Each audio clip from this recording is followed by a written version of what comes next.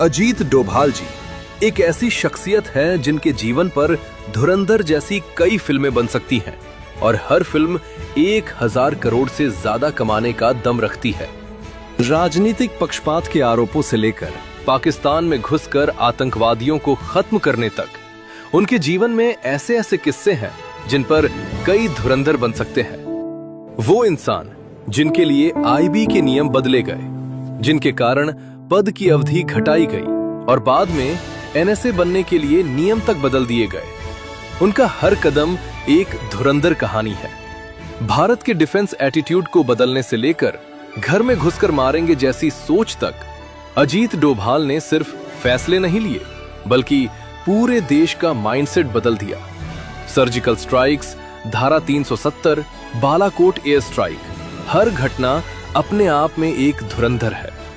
और आज बॉलीवुड की सबसे ज्यादा कमाई करने वाली फिल्मों में भी अजीत डोभाल की झलक साफ दिखती है, उरी से लेकर धुरंधर जैसी फिल्मों तक। अजीत डोभाल वो शख्स है जिनकी असली अहमियत शायद आज हर किसी को समझ नहीं आती, लेकिन एक दिन पूरी दुनिया समझेगी। तो अगर आपको अपने देश से प्यार है, अजीत डोभाल पर गर्व है, तो आज हम आपको उनके जीवन के कुछ अहम किस्से शेयर करेंगे जिन्हें सुनकर आपको अपने भारतीय होने पर गर्व महसूस होगा। भारत का इतिहास बहुत पुराना है, यहाँ कई योद्धा और महापुरुष जन्मे, लेकिन एक सच्चाई ऐसी भी है जो कहीं ना कहीं हमें कचोटती है। हमारे देश पर बार बार आक्रमण हुए, चाहे वो मुगल हों, अंग्रेज हों या अन्य विदेशी ताकतें, जिन्होंने हिंदुस्तान को ऐसी चोट दी जिससे उभरने में हमें सदियां लग गईं। लंबे समय तक हमारी सोच एक डिफेंसिव अप्रोच तक सीमित रही, लेकिन इतिहास ने करवट तब ली जब 2014 में अजीत डोभाल एनएसए बने। उसके बाद पहली बार देश ने एक नई आवाज सुनी, भारत अब घर में घुसकर मारता है।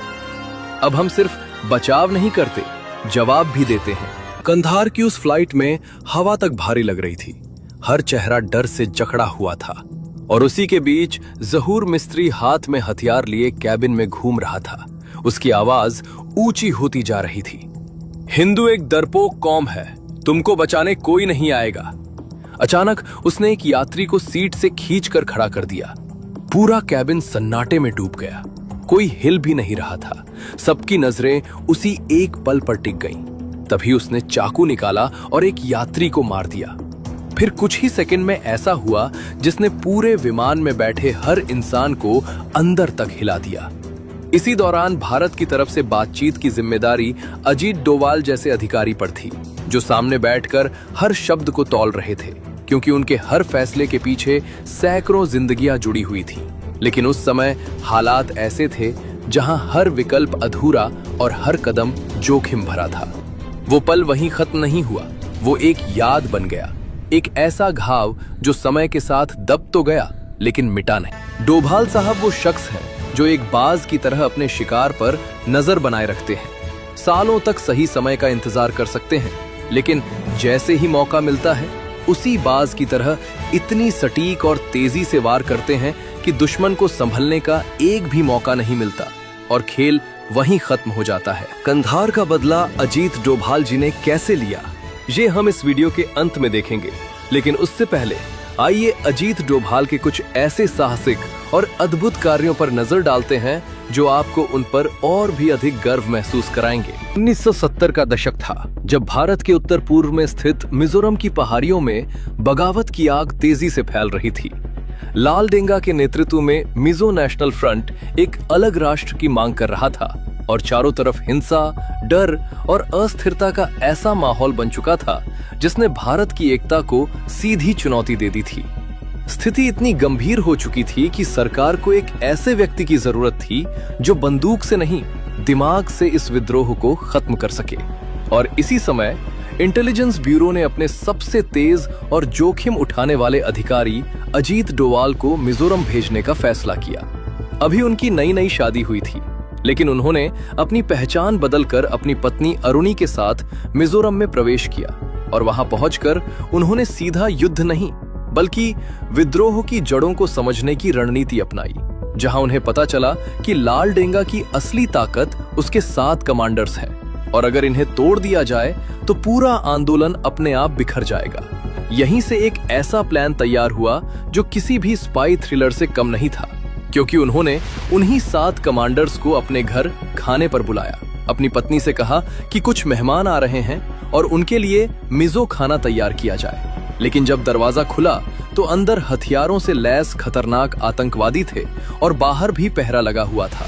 फिर भी डोभाल शांत रहे और उन्होंने बातचीत के दौरान ऐसा माहौल बनाया कि 7 में से 6 कमांडर भारत सरकार के पक्ष में आ गए और लाल डेंगा को अंततः समझौता करना पड़ा, जिससे मिजोरम में शांति स्थापित हुई और एक बड़े विद्रोह का अंत हो गया। यह सिर्फ एक मिशन नहीं था, बल्कि यह दिखाता था कि युद्ध केवल हथियारों से नहीं, बल्कि दिमाग, धैर्य और सही समय पर सही निर्णय से जीते जाते हैं। लेकिन यह कहानी यहीं खत्म नहीं होती, क्योंकि असली खेल अभी बाकी था और अगला अध्याय शुरू होता है भारत के सबसे बड़े दुश्मन देश पाकिस्तान में, जहां हर कदम पर मौत का खतरा था और हर गलती की कीमत जान से चुकानी पड़ सकती थी। 1970 के दशक में जब पाकिस्तान अपने परमाणु कार्यक्रम को गुप्त रूप से आगे बढ़ा रहा था, तब भारत को इसकी सच्चाई जानना बेहद जरूरी था और इस मिशन के लिए फिर वही नाम चुना गया, अजीत डोभाल, जिन्होंने अपनी पहचान पूरी तरह बदल दी, इस्लामिक परंपराएं सीखीं, भाषा और लहजा अपनाया और एक भिखारी के रूप में पाकिस्तान के कहूटा पहुंच गए, जहां खान रिसर्च सेंटर में न्यूक्लियर प्रोग्राम चल रहा था। महीनों तक वो उस सेंटर के बाहर बैठकर भीख मांगते रहे, लेकिन असल में वो हर छोटे बड़े व्यक्ति से जानकारी इकट्ठा कर रहे थे, गार्ड से लेकर कर्मचारियों तक से दोस्ती कर रहे थे और उनकी बातचीत के छोटे छोटे टुकड़ों से बड़े बड़े रहस्य जोड़ रहे थे। जब उन्हें यकीन हो गया कि पाकिस्तान परमाणु हथियार बना रहा है, तब उन्हें इसका सबूत चाहिए था और इसके लिए उन्होंने एक बेहद अनोखी रणनीति अपनाई, जिसमें उन्होंने वैज्ञानिकों के बाल इकट्ठा करके भारत भेजे, जिनकी जांच में रेडिएशन के प्रमाण मिले और यह पुष्टि हो गई कि पाकिस्तान न्यूक्लियर बम बनाने की दिशा में तेजी से बढ़ रहा है। इतना ही नहीं, उन्होंने एक वैज्ञानिक को ब्लैकमेल करके उससे ब्लूप्रिंट हासिल करने की कोशिश भी की, लेकिन राजनीतिक परिस्थितियों के कारण वो योजना पूरी नहीं हो पाई। फिर भी डोभाल 7 साल तक पाकिस्तान में रहकर लगातार भारत को अहम जानकारी देते रहे और कई बार पकड़े जाने के बेहद करीब पहुंचकर भी अपनी सूझबूझ से बच निकले। एक बार भीड़ में उनकी नकली दाढ़ी उतर गई और दूसरी बार उनकी पहचान पर शक हुआ, लेकिन हर बार उन्होंने खुद को संभाला और बिना घबराए वहां से निकलकर अपने मिशन को जारी रखा, जो उनकी मानसिक मजबूती और ट्रेनिंग का सबसे बड़ा उदाहरण था।